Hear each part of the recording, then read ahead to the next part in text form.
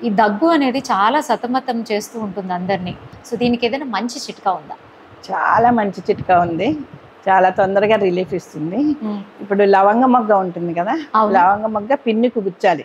హుహు. గుచ్చి అది స్టవ్ మీద పెడితే అది పొగలాగా వస్తుంది. మంట వస్తుంది. అది పైకి తీసి బయట తీసే కూడా అది మండుతూ ఉంటుంది. అవును. ఎర్రగా. అవును. మండుతుంది. ఆ మంట అయిపోయే వరకు ఉంచాలి. 2, 3 లవంగాలు అది తీసి ఒక ప్లేట్లో వేసి స్పూన్ తోటి నొక్కితే నల్లగా మసిలాగా వస్తుంది అనమాట. అవును. అది పౌడర్ వస్తుంది, నల్లటి పౌడర్. అవును. దానిలో తేనె కలిపి నాకించాలి. అంతే.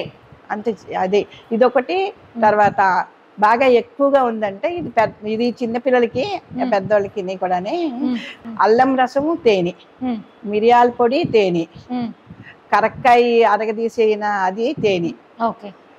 రెండు సేమ్ రేషియో అన్నమాట. ఒక పావు స్పూను అల్లం రసం, ఒక స్పూన్ తేనె, హ్మ్. అదే పావు స్పూను మిరియాల పొడి, ఒక స్పూను తేనె. తేనె, పావు స్పూను కరక్కాయ తిని, ఒక స్పూన్ నిండా తేనె అనమాట. ఇవి మూడు సార్లు మొత్తం ఓకే. పొద్దున్న, మధ్యాహ్నం, సాయంత్రం 3 ఇవ్వాలి. మూడు సార్లు ఇవ్వాలి. 3 ఇవ్వాలన్నమాట. ఒక 2 రోజుల్లో పిల్లలకి కఫానికి బయటికి తీసి పడేయడానికి కూడా రాదు వాళ్ళకి. పాపం అది స్లాష్ ఇబ్బందిగా తిరుగుతూ ఉంటుంది అనమాట. వాళ్ళకి జాడించి పెద్ద మోషన్ అయిపోతుంది, కింద నుంచి వెళ్ళిపోద్ది అనమాట. కఫం మొత్తం.